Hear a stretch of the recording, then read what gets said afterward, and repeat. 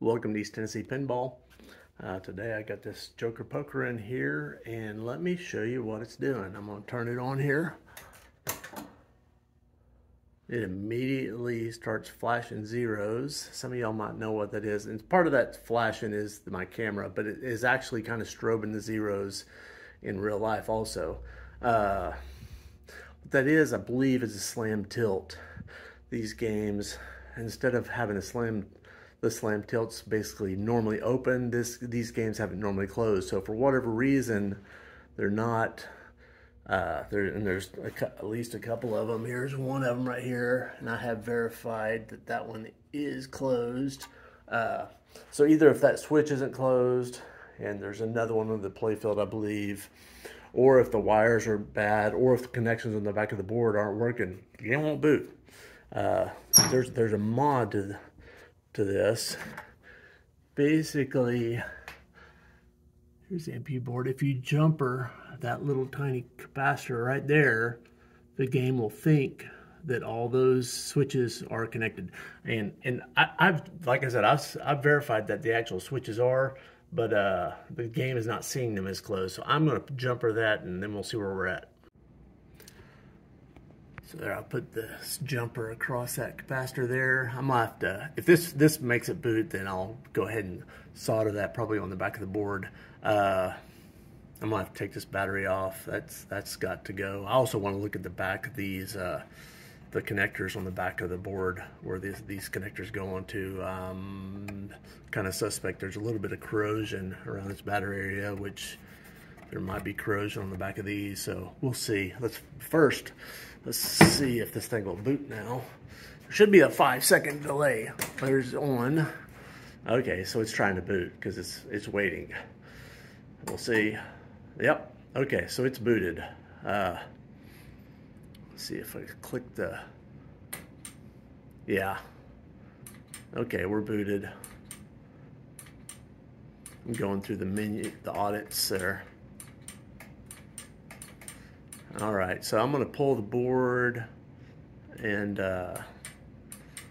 see what kind of trouble the board looks like.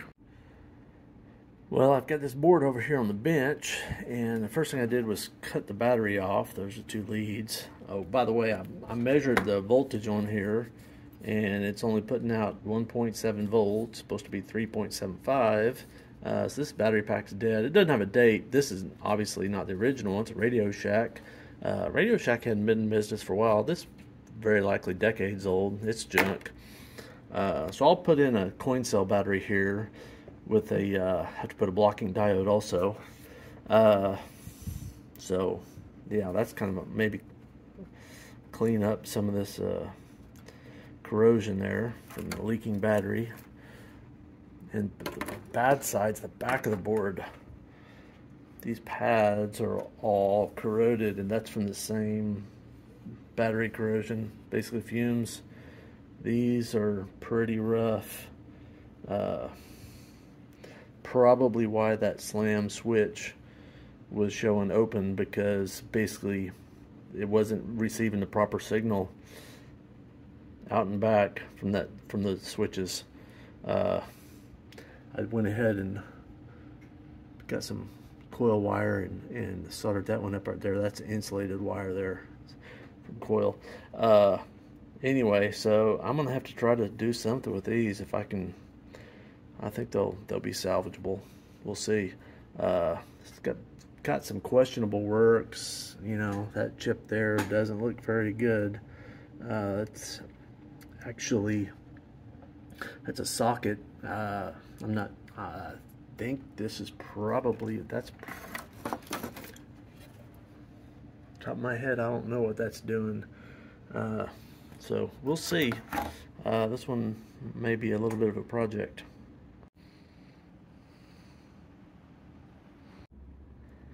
Alright, so I put in this little coin cell battery.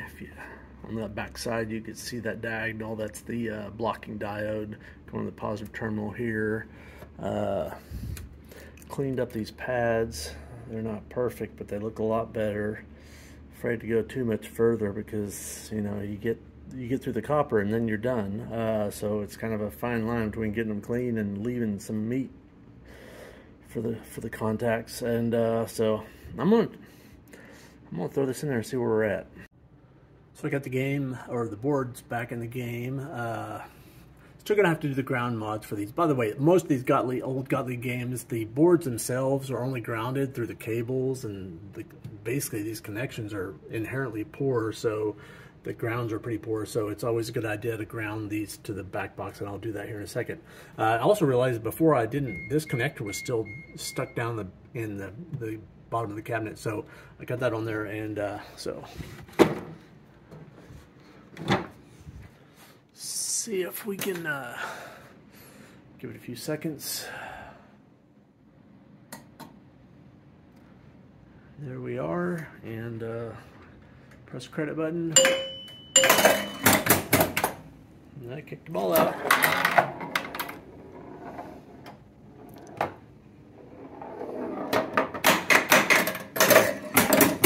Playing one-handed is kind of tough. Gosh, see if I can hit something.